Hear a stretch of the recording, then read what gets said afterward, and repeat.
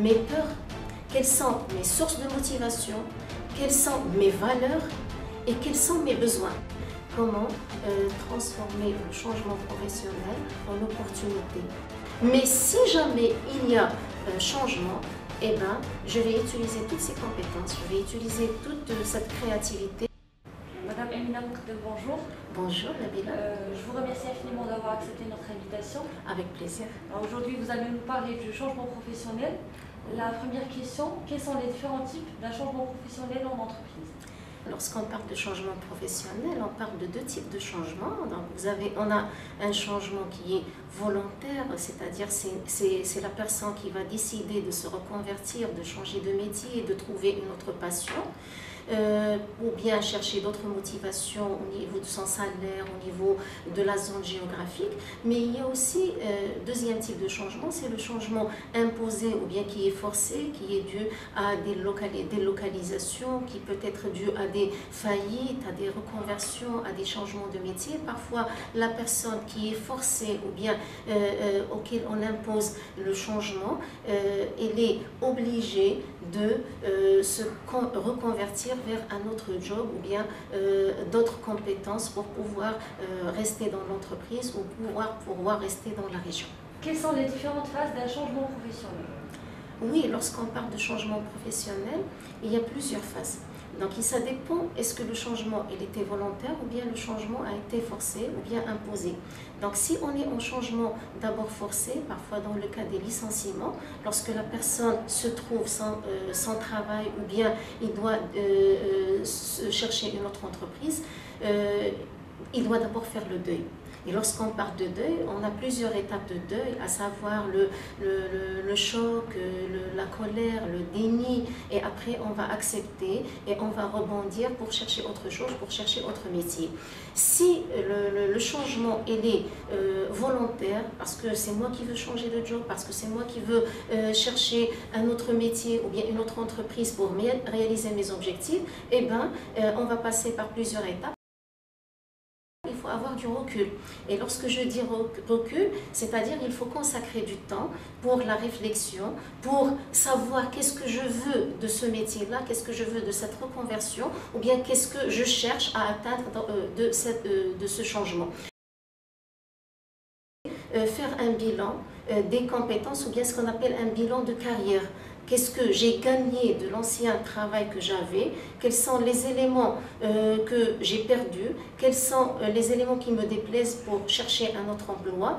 Et quelles sont les motivations qui m'obligent ou bien les motivations qui m'incitent à chercher un autre emploi?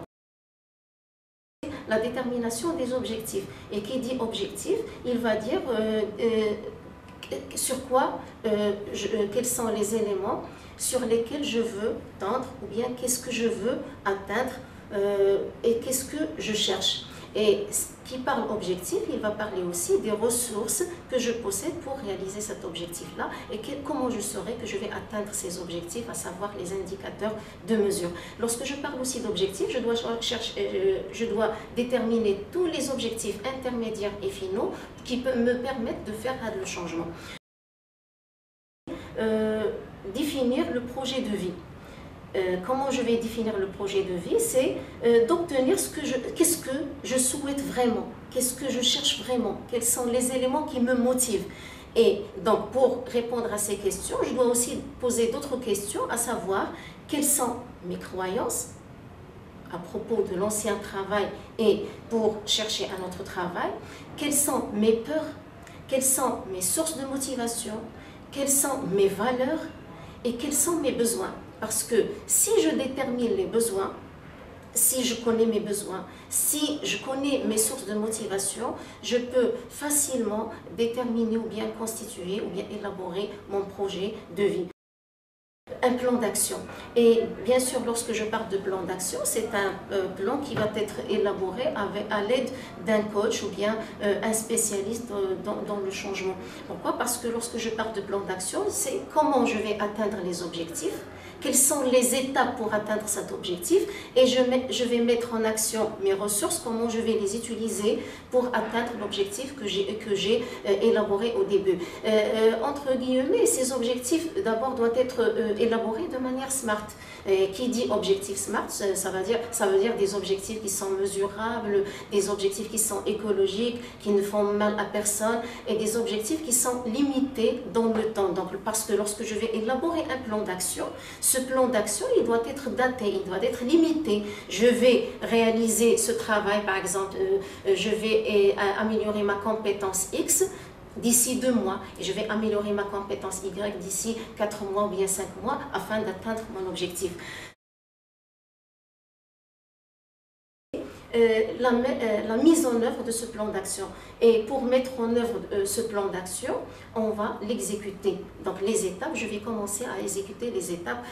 Premièrement, je vais faire des formations pour améliorer mes compétences. Il se peut que je vais consulter des spécialistes pour me conseiller à ce niveau-là. Et le coach, il peut apporter aussi beaucoup de choses à la mise en œuvre du plan d'action et à l'élaboration de ce plan d'action. Par exemple, il peut coacher la personne ou bien l'accompagner pour se connaître soi-même d'abord, pour mettre la lumière sur des zones d'ombre, les peurs, les résistances, les croyances et les valeurs que la personne essaie de mettre en œuvre dans le changement, mais aussi il peut l'accompagner pour valoriser son potentiel, pour valoriser ses ressources et pour mettre le plan d'action en œuvre étape par étape.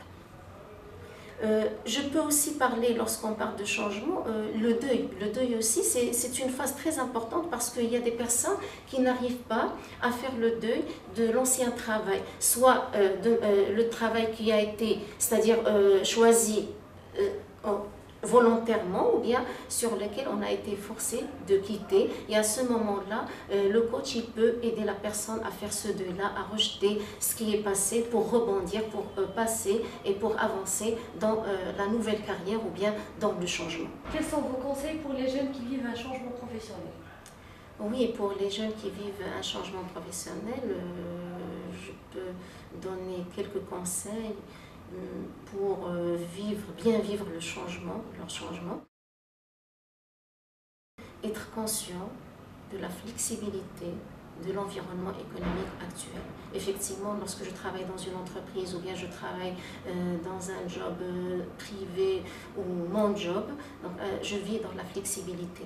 Et donc tout dans ce monde, tout peut changer et on peut à chaque fois rebondir et avancer vers d'autres choses. Comment transformer le changement professionnel en opportunité. Ça ne veut pas dire que c'est la fin du monde lorsqu'on a laissé un travail ou bien lorsqu'on a fait un changement, mais il faut transformer ce changement en opportunité pour grandir, pour évoluer, pour réaliser d'autres objectifs qu'on n'a pas réalisés dans l'ancienne situation.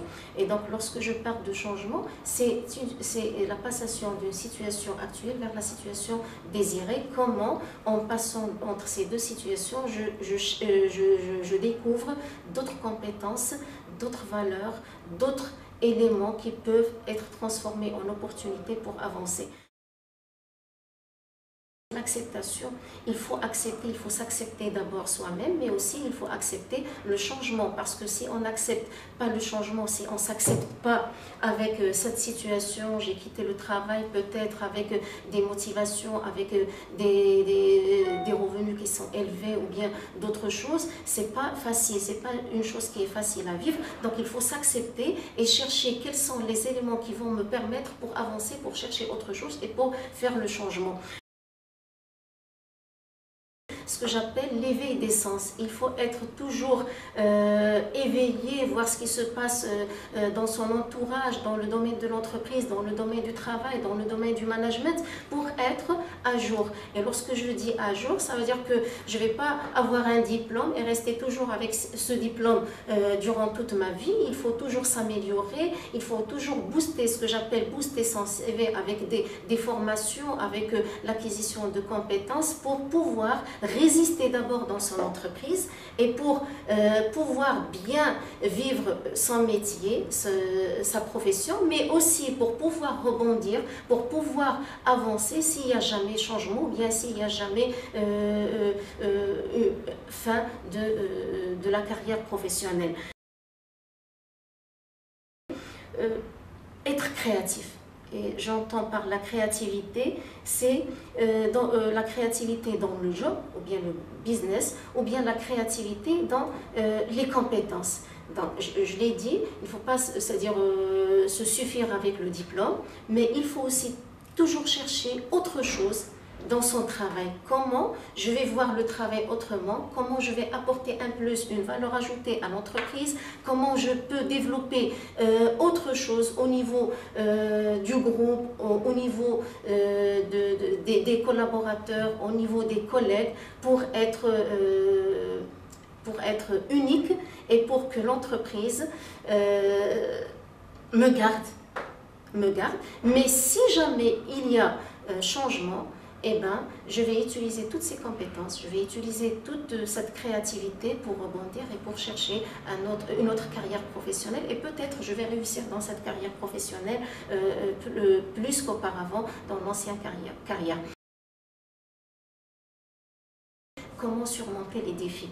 Eh ben, on sait que la vie, c'est un ensemble de défis. Le changement aussi, elle est là. Les restructurations, ils vivent avec nous. Et donc, pour vivre le changement, il faut apprendre à surmonter les défis et à faire face aux différents types de problèmes. Donc, si je suis dans une entreprise et je suis face à un changement, donc il faut avoir les compétences nécessaires pour surmonter les difficultés et pour surmonter les défis. Et bien sûr, ce sont des choses qui s'apprennent avec les formations, mais aussi avec l'accompagnement auprès de spécialistes. L'implication de l'entourage. Et c'est quelque chose qui est très important. Pourquoi? Parce que lorsque je vais faire un changement, il faut impliquer sa famille, ses parents, peut-être ses enfants, sa femme, mais aussi l'entourage, les amis et tout ça, parce que lorsque je parle de changement professionnel, parfois, il peut y avoir des périodes de non-travail, pas de salaire, pas d'amis, pas de beaucoup de choses. Et donc, il faut impliquer ces gens qui peuvent te donner des idées, qui peuvent partager avec toi, mais aussi qui peuvent t'orienter, qui peuvent manifester des résistances, qui peuvent te donner des ressources pour avancer et pour vivre le changement de la manière la plus écologique parce que on l'a partagé avec son environnement. Donc, quel que soit le type de changement, le vivre de manière volontaire ou bien forcée, il ne doit pas être suivi, mais il doit être vécu de manière réfléchie. Il doit être vécu de manière objective. Pourquoi? Parce que c'est en ce moment-là que le changement peut nous permettre de concilier entre notre vie professionnelle et notre vie privée.